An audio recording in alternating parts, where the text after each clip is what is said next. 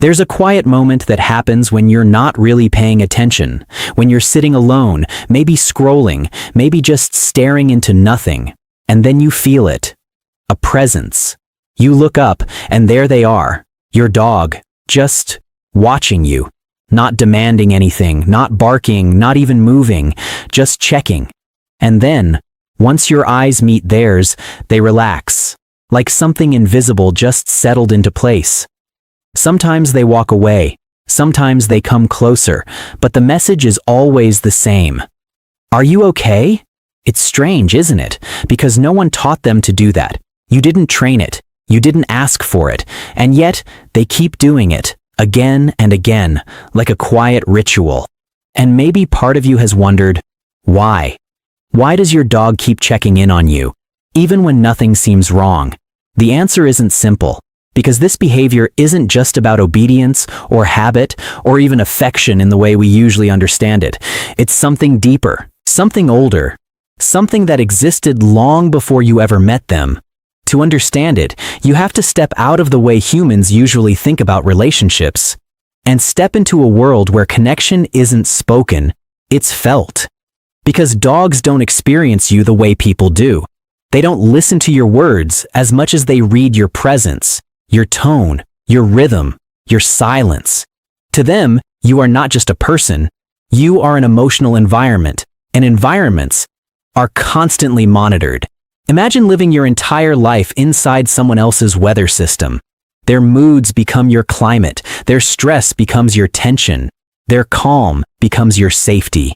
That's what your dog lives inside. And when the weather shifts, even slightly, they notice. A pause in your breathing, a change in your posture, the way your eyes stop focusing on anything. These are things most people overlook. But dogs don't, because their survival has always depended on reading the unspoken. Long before they became your companion, dogs evolved alongside humans not just as helpers, but as observers. They learned that understanding humans, predicting them, feeling them, adapting to them, meant safety. It meant food. It meant belonging. So over thousands of years, something extraordinary happened. Dogs became experts. At us. Not at our language, but at our emotions. And here's where it gets even more interesting. Because when your dog checks in on you, it's not always because you are consciously feeling something. It's often because something in you has shifted beneath your awareness. A kind of emotional microfracture, a subtle heaviness, a quiet withdrawal, and your dog feels it before you even name it. That moment when you're sitting there thinking you're fine, but your dog keeps coming back to look at you.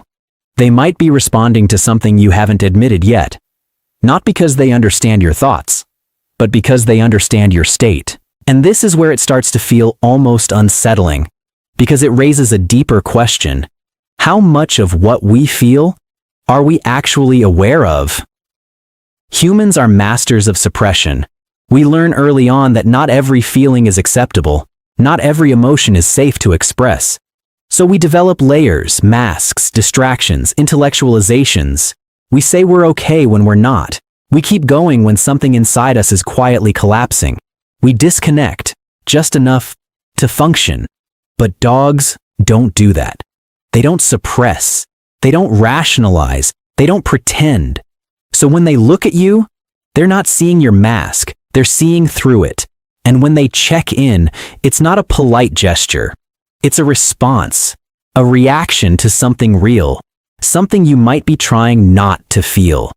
There's a concept in psychology called emotional attunement. It's the ability to sense and respond to another being's emotional state without needing words. It's what good parents offer their children, what deep friendships are built on, what makes someone feel truly seen. And ironically, it's something many humans struggle with. But dogs? They live in it. It's their default language. So when your dog checks on you, what you're witnessing isn't just affection. It's attunement in its purest form. They are syncing with you, scanning you, feeling you, and adjusting themselves accordingly. If you're tense, they become alert. If you're sad, they become softer. If you're distant, they come closer. Not because they're trained to fix you, but because connection, for them, is not optional. It's instinct. But there's another layer to this. One that's less comforting and more revealing. Because sometimes your dog isn't just checking on you. They're checking because of you. Because over time, they've learned that your emotional state can change unpredictably. And unpredictability creates vigilance. If a dog grows up in an environment where emotions shift suddenly, where calm turns into tension or silence turns into stress, they start to monitor more closely, not out of love alone, but out of adaptation, a kind of quiet hyper-awareness. So their check-ins become more frequent, more careful, more necessary. And here's the difficult part. Sometimes what feels like unconditional love is also shaped by survival. Because dogs, like humans, adapt to their environment. If you're someone who carries anxiety, stress, or emotional heaviness, even silently, your dog learns that this is part of the landscape, and they adjust. They watch more. They check more. They stay closer. Not because something is wrong with you, but because something in the emotional field they live in is unstable, and they're trying to understand it, trying to stay connected within it, trying to keep it safe. This doesn't mean you're harming your dog. It doesn't mean you're doing something bad. It just means that connection, real connection, is never neutral. It's always influencing, always shaping, always leaving traces. And your dog is one of the few beings in your life who absorbs you without filters. They don't step away when you're distant. They don't get distracted when you're quiet. They don't look at their phone when your energy shifts. They stay. They notice. They return. Again and again. And maybe that's why their check-ins feel so different. So intentional. Because in a world where most people only respond to what you say, your dog is responding to what you feel. Even when you don't say anything at all. But there's something even deeper happening here. Something that goes beyond instinct, beyond evolution, beyond even emotional attunement. Because over time, your dog doesn't just learn humans in general. They learn you, your patterns, your rhythms, your silences. They begin to recognize the difference between your tired and your sad, between your quiet and your withdrawn, between your stillness and your emptiness. And once they learn that, their check-ins change. They become more precise, more targeted, more personal. It's no longer just, is everything okay? It becomes, something is different about you right now. And that level of awareness, that level of quiet observation, it can feel almost like being seen too clearly, because most people don't notice those differences in you. Or if they do, they don't stay long enough to respond. But your dog does. And that raises a question that's hard to ignore. If your dog can sense these subtle shifts in you, why can't you? Why is it that sometimes the only indication that something inside you has changed is the way your dog keeps coming back to check on you? What are they seeing that you've learned to overlook? What are they feeling that you've learned to suppress? And what does it say about the way you experience your own emotions? If it takes another being, one who doesn't even speak your language, to notice that something inside you isn't quite right? Because maybe those quiet check-ins aren't just about them understanding you. Maybe they're also a reflection of how disconnected you've become from yourself.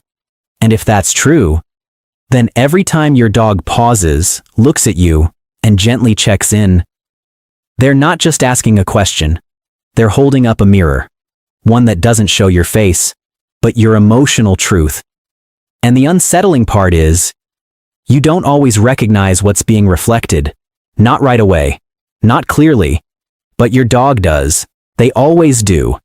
And that's where the real question begins to form. Not about them, but about you. Because if someone or something can see you this clearly without words, what would happen if you started to see yourself the same way? And what might you discover? If you stopped ignoring the moments, they're trying to show you something? Because the truth is, most people don't realize what happens when they ignore those quiet signals. Not just from their dog, but from themselves. It doesn't disappear. It doesn't resolve quietly in the background. It builds. Slowly. Silently. Like emotional erosion, where nothing seems broken at first, but over time, something essential begins to wear away. You keep functioning. You keep showing up. You keep telling yourself that everything is fine. But your body starts to tighten. Your thoughts become heavier. Your energy feels distant. And in the middle of all that, your dog keeps coming back, checking, waiting, sensing something you haven't fully faced yet. Because when emotions are left unacknowledged, they don't vanish, they translate. They show up as restlessness, as fatigue, as quiet disconnection, and sometimes as a feeling you can't quite explain, but can't seem to shake either. And your dog, without understanding the complexity of human psychology, responds to that translation. Not the story, not the reason, just the feeling. That's why their presence can feel so grounding in moments when you don't even realize you need grounding, because they're not reacting to your explanation, they're reacting to your state.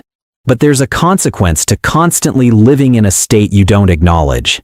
Eventually, it becomes your baseline. What once felt like something is off slowly turns into this is just how I am. And that's where the real disconnection begins, not between you and others, but between you and yourself.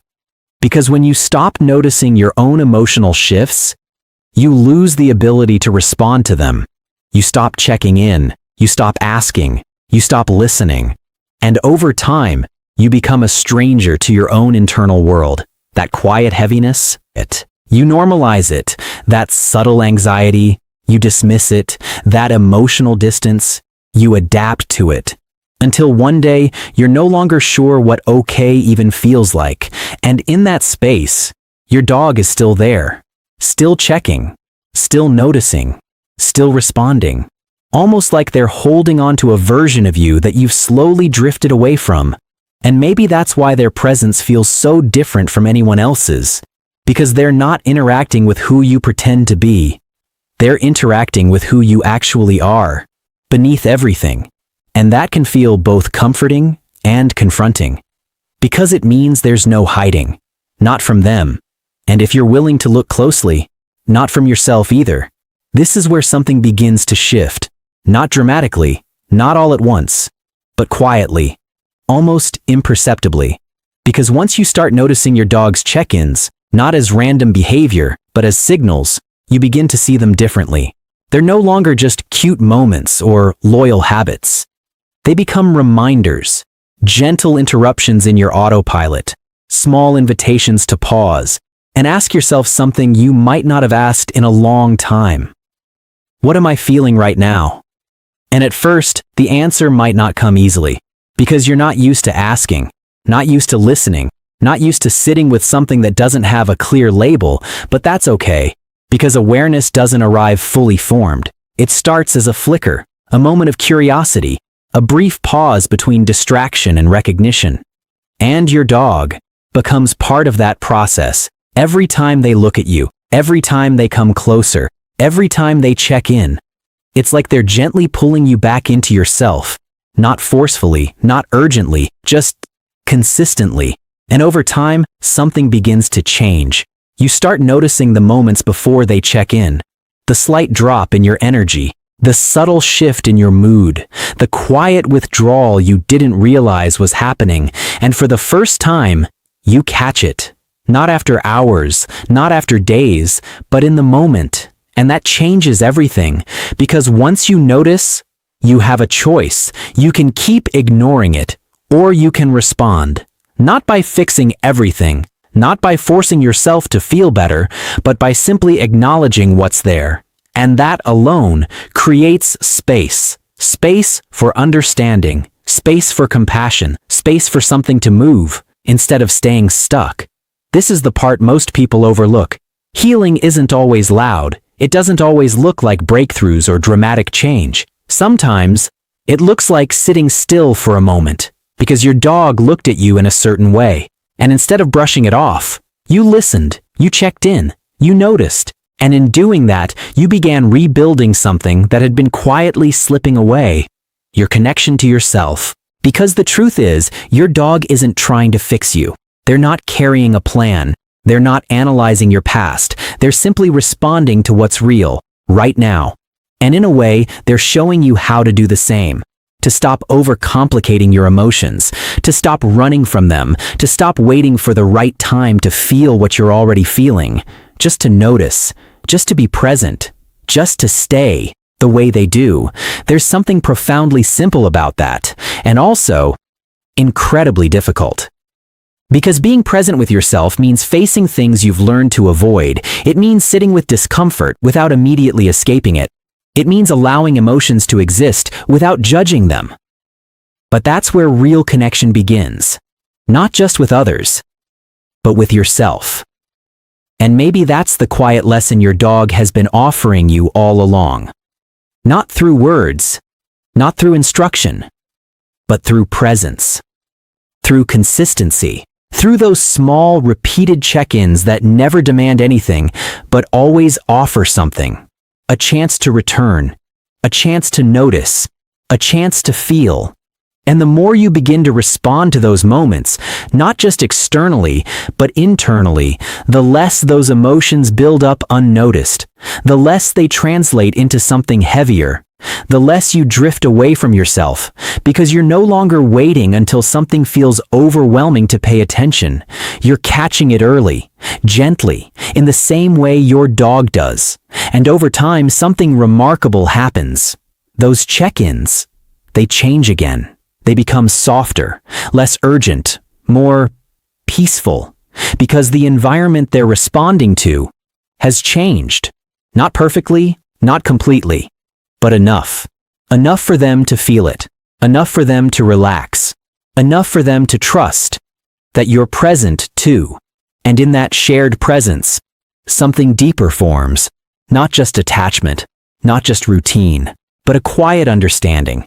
A kind of unspoken alignment, where neither of you needs to ask the question anymore, because the answer is already being lived.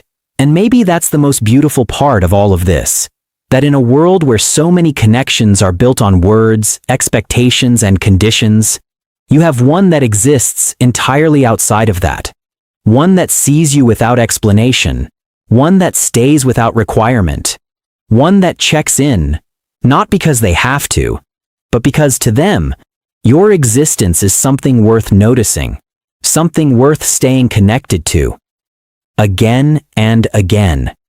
And maybe, if you let it, that kind of connection can teach you something you've been missing.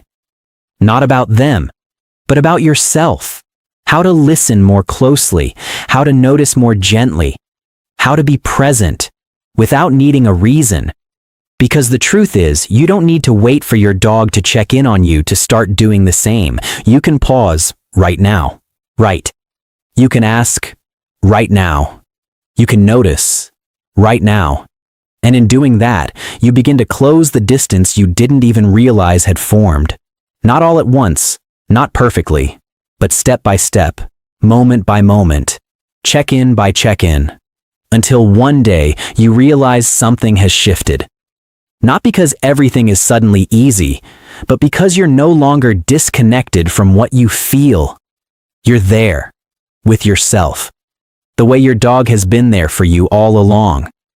Quietly, patiently, without ever asking for anything in return. And maybe that's the final realization, that their constant checking was never just about making sure you were okay. It was about reminding you that you deserve to know whether you are.